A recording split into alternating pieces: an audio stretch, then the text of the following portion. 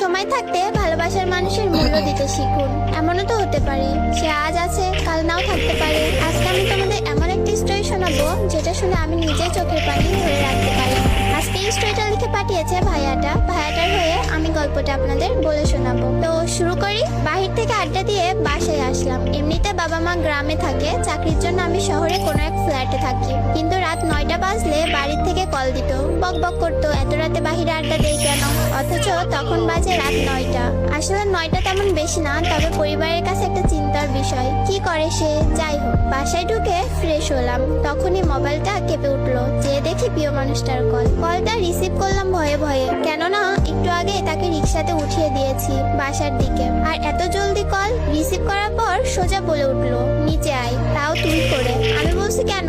তার একটাই কথা, তুই নিচে নামবি নাকি আমি তোর বাসায় আসবো। বাসায় বারান্দায় গিয়ে দেখি রিক্সা নিয়ে বসে সে। তার বায়না তাকে বাসায় দিয়ে আসতে হবে। বললাম, তুমি আগে কেন বলনি? তার এক কথা, নিচে নামবি না বাসায় ঢুকবো। বাসা থেকে বের হওয়াটা সহজ নয়, কেননা বাড়িওয়ালা করার নির্দেশ রাত 11টার পর বাহিরে থাকতে পারবো না, আর থাকলেও গেট লক হয়ে যাবে, ঢুকতে পারবো না। যাই হোক, রাত বাজে 9টা, হাতে এখনো আরো 2 ঘন্টার সময়। বের হয়ে রিক্সায় উঠে তাকে তার বাসায় নামিয়ে দেয়, আর সে ততক্ষণ আমার কাঁধে মাথা রেখে তার স্বপ্নের কথা বলে যাচ্ছে।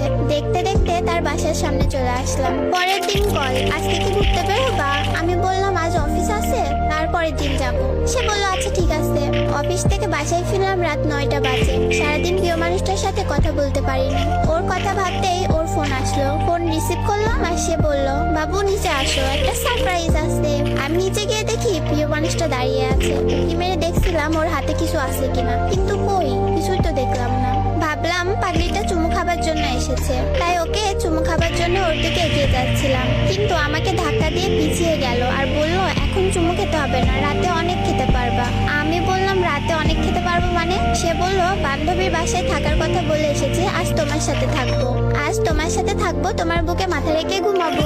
আমি একটু রেগে বললাম, উফ, কেউ দেখে ফেলার আগে যাও তো। সে জেদ করতে লাগলো, আমি যাব না, সারারাত এখানে দাঁড়িয়ে থাকবো। আমি বললাম, তোমার যা ইচ্ছা তুমি তাই করো। আমি আমার রুমে চলে আসলাম। কিছুক্ষণ পর জানালার ফাঁক দিয়ে তাকিয়ে দেখলাম সে এখনো দাঁড়িয়ে আছে, মুখ গোমড়া করে।